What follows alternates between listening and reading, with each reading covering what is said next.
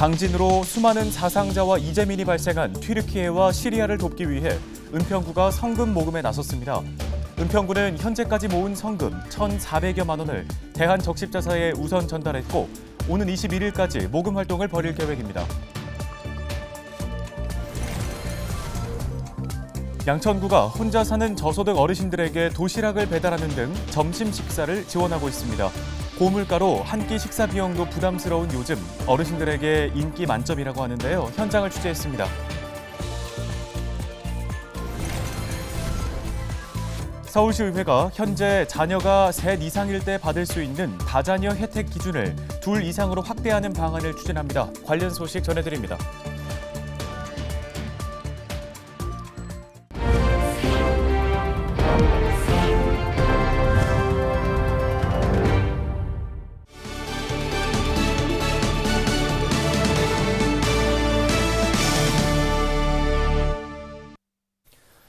시청자 여러분 안녕하십니까? 헬로티비 뉴스 시작합니다.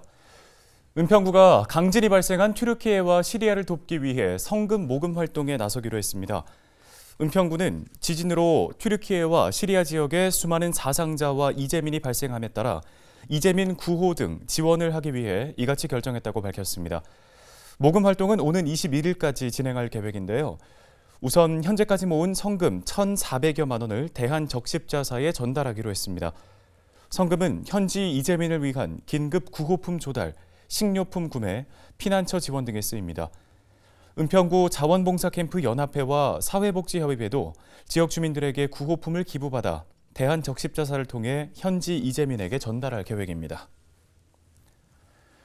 서울시가 4월 말 예정이었던 대중교통 요금 인상을 하반기로 연기하기로 했습니다. 시는 지속되는 고물가로 서민 고충이 가중되고 있다며 시내버스와 지하철 요금 인상을 하반기로 연기해 서민 가계 부담을 덜어주기로 했다고 밝혔습니다. 다만 시의회 의견 청취와 물가대책위원회 심의와 같은 요금 인상과 관련한 행정 절차는 상반기 중 예정대로 진행할 예정이라고 전했습니다. 앞서 서울시는 대중교통업계 경영 개선을 위해 8년 만에 시내버스와 지하철 요금을 최대 400원까지 올리는 방안을 추진해 왔습니다. 네, 요즘 물가가 오르면서 어려움을 겪는 취약계층이 많습니다. 특히나 거동이 불편한 노인들은 일을 하러 나가거나 음식을 해먹는 것조차 쉽지 않아서 결식의 우려가 높은데요. 이 때문에 각 지자체는 저소득 노인들을 대상으로 식사를 지원하고 있습니다. 양천구 역시 경로식당을 운영하며 거동이 어려운 노인들에게는 매일같이 도시락을 배달하고 있습니다. 김진재 기자가 취재했습니다.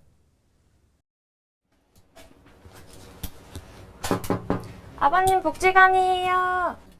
올해 82살인 서할아버지는 부쩍 오른 물가에 부담이 크지만 하루 한 끼만큼은 걱정을 덜었습니다. 양천구가 저소득 노인을 대상으로 식사를 지원하기 때문입니다. 특히 서할아버지처럼 거동이 불편한 경우에는 자원봉사자들이 매일 가정으로 도시락을 배달합니다.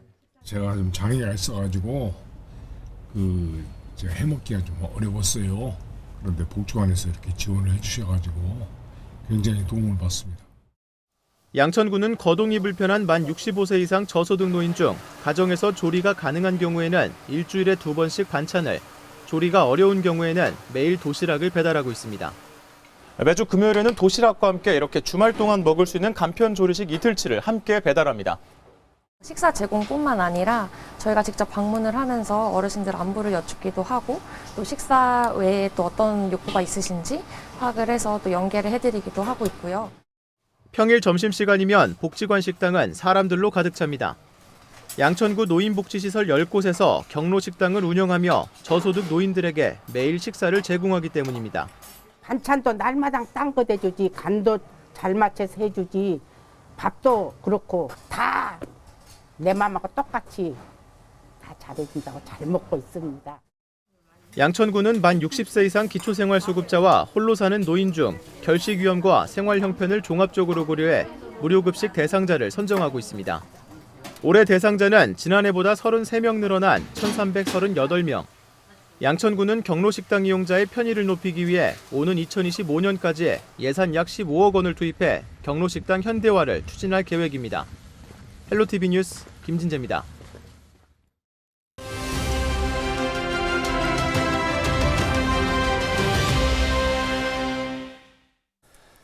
은평구의회가 16일부터 8일간의 일정으로 올해 첫 임시회를 엽니다.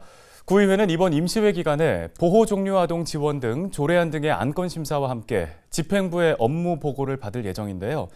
은평구의회 이동식 운영위원장과 함께 관련 이야기 나눠보겠습니다. 스튜디오에 나와 계십니다. 안녕하십니까? 네, 안녕하세요. 이동식입니다. 네, 지금 9대 은평구의회가 출범한 지 7달이 지났는데요. 네. 초선 의원으로서 좀 운영위원장까지 맡으면서 더 이렇게 정신없이 바쁘게 보내셨을 것 같습니다. 그동안 어떻게 보내셨나요? 지난 7월부터 시작되었던 의정활동은 한 해 의정활동의 압축판이라고 할 수 있겠습니다. 임시회와 정례회, 그다음에 행정사무감사, 2024년도 예산안 심사까지 모든 것이 새로운 경험과 학습의 시간이었습니다. 또한 운영위원장으로서 의회 운영 방향과 일정을 협의하는 역할을 공식적으로 수행했습니다. 은평구회라는 하나의 배가 출항을 하였고 거기에 조율하고 화합하는 자리를 만드는 데 주력해 왔습니다.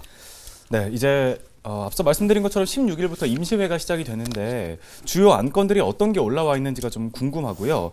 이번 임시회에서 안건 처리와 관련해서 좀 어떤 부분에 포인트를 맞춰서 진행을 하실 계획이신지 여쭤보겠습니다.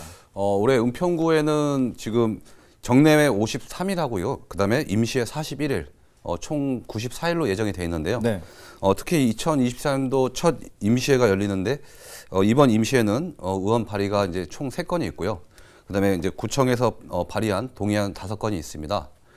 그중 이제 이미경 의원이 이제 대표 발의한 은평구 보호 종료 아동 지원에 관한 조례, 그다음에 김승엽 의원이 대표 발의한 민간 위탁에 관한 조례, 그리고 우리 권인경 의원이 대표 발의한 성인 문해교육 지원에 관한 조례. 이 모든 게 국민의 삶의 변화를 만드는데 기반이 되리라 생각합니다. 또한 이번 임시회에서는 22년도 하반기 주요 업무 추진 실적과 23년도 주요 업무 계획 보고가 있습니다. 네. 과거의 성과를 잘 살피고 앞으로 나아갈 미래의 계획을 꼼꼼하게 살피고자 합니다. 네, 알겠습니다. 지난해와 또 올해 업무까지 다 둘러보실 계획이라는 말씀 주셨고요. 이제 임시회가 끝나면 호주와 뉴질랜드로 해외 연수를 가는 일정이 잡혀 있는 걸로 네네. 알고 있습니다. 블루마운틴 보존협회 그리고 올림픽 파크 등에 방문할 걸로 전해 들었는데요. 이번 해외 출장의 좀 궁극적인 목적은 어디에 있는지 여쭙고 싶고 또 출장을 통해서 사실 뭐 벤치마킹 같은 거를 하지 않습니까? 네. 은평구에 접목할 수 있는 부분들 어떤 걸 좀 찾을 계획이신지 궁금합니다. 저희 은평구에는 이제 의원님들의 이제 뜻을 모아서 이달 말 첫 이제 국외 출장을 실시하게 되었습니다. 상임위원회 소관 업무에만 특정하지 않고 의원들이 함께 다양한 주제를 보고 느낀 것에 목표를 두고 있습니다. 올해 은평구의 이제 구정 목표 중 하나는 지속 가능한 도시 기반을 만드는 것입니다. 네. 이에 맞춰 기후 위기 대응과 지역사회 돌봄에 주목을 했습니다. 방문 예정 국가인 호주는 유네스코에서 지정한 세계 문화인 블루마운틴이 반복되는 산불로 약 50%가 소실되었습니다. 이 같은 위기를 계기로 호주는 재생에너지 강국 도약을 위한 계획, 지속 가능한 도시 전략 등을 각 주와 시에서 발표를 했습니다. 또한 뉴질랜드 역시 기후 위기 대응을 추진하는 국가 중에 하나라고 생각하시면 될 것 같습니다. 네. 이번 방문 기회를 통해서 양 국가의 기후 위기 대응 정책을 직접 경험하고 비교 분석하여 은평구에 전복할 수 있는 정책 대안과 발굴하는 데 첫 목표를 두고 있습니다. 네. 두 번째 목표는 지역사회 돌봄을 위한 시설 구축, 제도 마련을 통해 향후 은평구를 더 살기 좋은 자치구로 만드는 것인데요. 이를 위해 뉴질랜드의 사회복지시설 이용자 프로그램, 운영 체계, 지역사회 돌봄을 위한 협력 파트너십 등을 꼼꼼하게 살펴볼 계획이고요. 조금 덧붙이자면 뉴질랜드는 종합적인 사회복지 제도를 수립한 최초의 국가로 1938년 사회안전보장법이 통과된 곳입니다. 호주 역시 사회보장 우수국가로 연간 국민 총생산이 4분의 1을 사회복지 및 보장제도에 책정하는 것으로 사회보장제도를 살피보기에 탁월한 국가라고 생각합니다. 특히 함께 출장에 오르는 의원님들과 은평구 발전을 도모하는 정책과 대안을 찾아서 우리 국민들의 삶을 변화시키기 위한 기초를 만들겠다는 뚜렷한 목표를 가지고 있습니다. 우리 구 발전을 위한 토대를 마련하는데 내실 있는 출장이 될 수 있도록 만반의 준비를 다하겠습니다. 네, 좀 기후 위기 그리고 크게 또 돌봄 두 가지 주제가 굉장히 우리 사회에서도 이슈가 되는 주제이기 때문에 은평에 네네. 어떻게 접목을 할 수 있을지 저희도 좀 기대하면서 지켜보도록 하겠습니다. 끝으로 이제 올 한해 은평구의회 운영위원장으로서 갖고 계신 각오와 계획 그리고 주민들께도 인사 한 말씀 해주시죠. 네. 먼저 동료 의원들의 이제 성공적인 의정 활동을 이제 지원하기 위해서 이 운영위원장으로서 최선의 노력을 다하겠다는 말씀을 전하고 싶습니다. 올해는 의원님들 이제 연구단체, 토론회 등 의원들의 이제 의정 활동 관심 분야에 구체적인 계획을 실행하려고 합니다. 이제 은평 구민들의 기대에 부응하기 위해 의회에서 보내주시는 따뜻한 성원은 겸손하게 받고 따끔한 소리는 귀담아 듣겠습니다. 누구보다 자주 현장을 찾아 크고 작은 우리 구의 현안을 꼼꼼히 챙기겠습니다. 첫마음 잊지 않고 구민의 삶을 변화를 만들도록 낮은 자세로 열심히 임하겠습니다. 네, 잘 알겠습니다. 오늘 관련해서 말씀은 여기까지 듣는 걸로 하겠습니다. 은평구의회 이동식 운영위원장이었습니다. 고맙습니다. 감사합니다.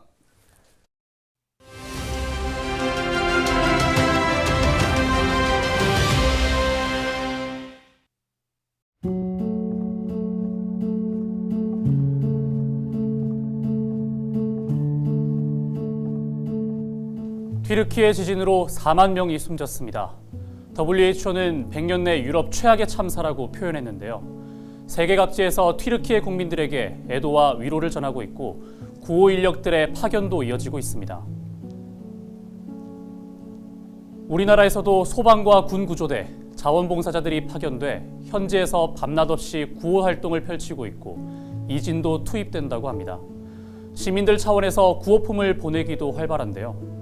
맘카페에서는 서로 정보를 공유하면서 옷가지와 담요 등을 같이 보내는가 하면 대학에서도 학내 구성원들에게 구호품을 받고 성금을 모아 대사관을 통해 재난지역으로 보내는 활동도 펼쳐지고 있습니다. 재난구호에는 국경이 없다는 것을 시민들이 몸소 보여주고 있는 거죠.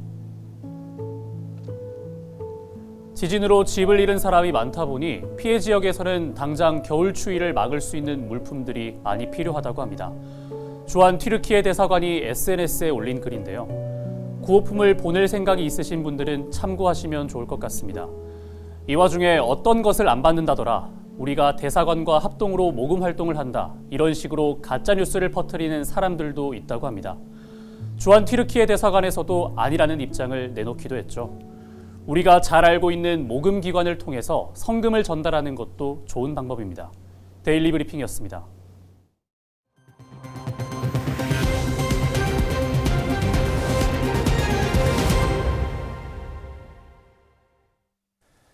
서울시의회가 다자녀 혜택 기준을 3명에서 2명 이상으로 확대하는 방안을 추진합니다. 서울시의회 김지향 의원은 서울시 다자녀 지원 대상을 정부 정책 기조에 맞춰 2자녀로 확대하기 위해 관련 조례 개정안을 발의했다고 밝혔습니다. 김 의원이 대표 발의한 조례는 가족 자연체험시설 설치 운영, 영어 창의마을 설치 운영, 서울 상상나라 운영 등 6개인데요. 김 의원은 저출산 문제가 심각해 정부에서도 다자녀 지원 기준을 2자녀로 단계적 확대를 추진하고 있지만 서울시는 다자녀 혜택 대상이 3명에 머물러 있어 조례 개정을 추진하게 됐다고 설명했습니다. 개정안이 통과되면 자녀가 둘인 가정은 해당 시설 무료 입장, 이용료 50% 할인, 재대혈 공급 비용 면제, 하수도 사용료 30% 감면 등의 혜택을 받게 됩니다. 평일 출퇴근 시간에만 다니는 버스 노선이 생겼습니다. 은평구는 주민들의 교통 편의를 높이기 위해 출퇴근 시간에만 운행하는 출퇴근 맞춤 버스 8701번과 8773번을 신설했다고 밝혔습니다. 8701번 버스는 은평 뉴타운과 녹번역, 광화문을 지나 서서문까지 가는데요. 아침에는 7시 30분부터 10분 간격으로 3번, 오후에는 5시부터 10분 간격으로 3번 운행합니다. 8773번 버스는 녹번역에서 백년산 힐스테이트, 충암 중고등학교, 홍대 입구역 등을 지납니다. 뉴스 마칩니다. 고맙습니다.